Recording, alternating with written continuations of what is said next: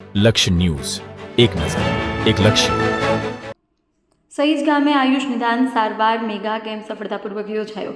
કલોલ તાલુકાના સહીજ ગામે આજે આયુર્વેદિક નિદાન સારવારનો મેગા કેમ્પ ભવ્ય રીતે યોજાયો. કેમ્પનું આયોજન ગાંધીનગર જિલ્લા આયુર્વેદિક અધિકારી કચેરી તથા સહીજ ગ્રામ પંચાયતના સહયોગથી કરવામાં આવ્યું.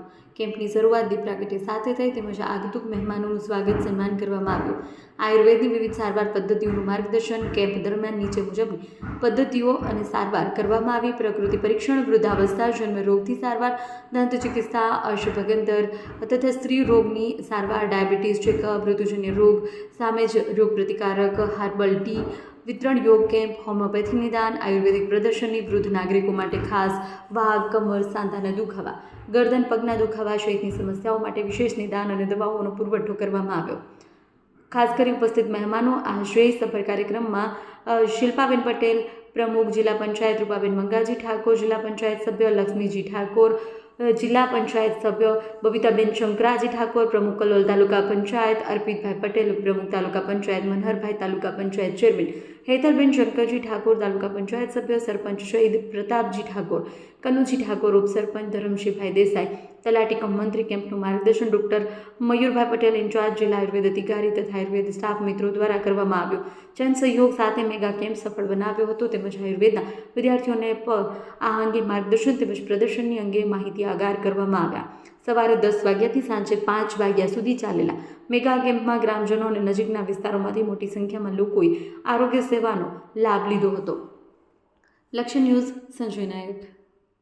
રોજ જિલ્લા પંચાયત સ્વભંડોળની વર્ષ 2025-26ની ગ્રાન્ટમાંથી આયુર્વેદ અને હોમિયોપેથી નિદાન સારવાર કેમ્પનું સહીજ ખાતે આયોજન કરવામાં આવ્યું છે. આ કેમ્પ માનનીય જિલ્લા વિકાસ અધિકારી શ્રી, માનનીય જિલ્લા પંચાયત પ્રમુખ શ્રી અને આરોગ્ય સમિતિના માર્ગદર્શનથી નિયામક શ્રી આયુષની કચેરીના અંતર્ગત આવતી જિલ્લા આયુર્વેદ અધિકારીની કચેરી ગાંધીનગર દ્વારા આયોજિત કરાયો છે. આ કેમ્પમાં અમે વિવિધ સેવાઓ આપવાના છીએ, જેમાં પ્રકૃતિ પરીક્ષણ, વ્યક્તિની પ્રકૃતિ જાણી અને વાયુ, પિત્ત અને કફ અનુસાર તેના શરીરમાં કઈ છે દોષોની અવસ્થા એ નક્કી કરી અને આ ઉપરાંત અહીં ગર્ભ સંસ્કાર અને સ્ત્રી રોગ વિશે માર્ગદર્શન આપવામાં આવે છે.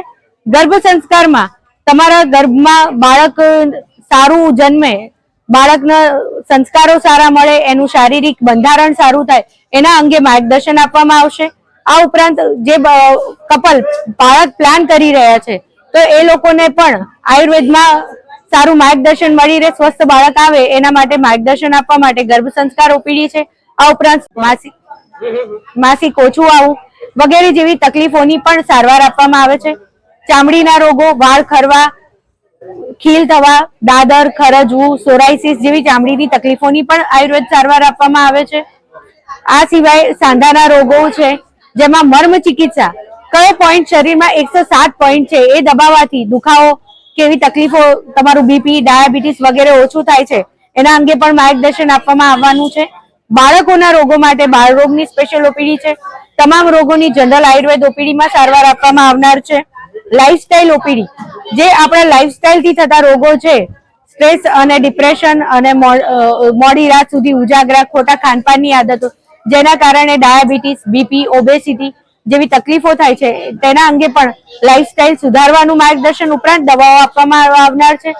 જનરલ હોમિયોપેથી ઓપીડી, હોમિયોપેથી એ જર્મનીમાં શોધાયેલ ચિકિત્સા પદ્ધતિ છે જેની કોઈ પણ આડઅસર નથી થતી અને વિશ્વમાં અત્યારે સૌથી વધુ પ્રસિદ્ધ છે, તેનું પણ આમાં માર્ગદર્શન આપવામાં આવનાર છે. આ સિવાય અહીં એક આયુર્વેદ પ્રદર્શનીનું આયોજન છે, જેમાં આપણી આસપાસ રોજબરોજ મળતી ઔષધિઓ વિશે પણ માહિતી આપવામાં આવનાર છે કે જેનો આપણે કઈ રીતે ઔષધિઓ ઉપયોગ કરી શકીએ છીએ. પંચકર્મ, જે આયુર્વેદની વિશિષ્ટ ચિકિત્સા પદ્ધતિ છે, તેનું પણ માર્ગદર્શન આપવામાં આવનાર છે. રોગ પ્રમાણે યોગ વિશે, અહીં જે દર્દીને જે રોગ છે એમાં કયા યોગાસનથી ફાયદો થશે, કયા ધ્યાનથી ફાયદો થશે તેનું માર્ગદર્શન આપવામાં આવનાર. આ ઉપરાંત પીએચસી સહયોગના સહયોગથી બીપી અને ડાયાબિટીસની મફત તપાસ કરવાનું પણ આયોજન કરેલ છે. સહિતના ગ્રામજનોને મોટી સંખ્યામાં લાભ લેવા માટે આયુર્વેદ શાખા વતી અમારો અનુરોધ છે. ધન્યવાદ.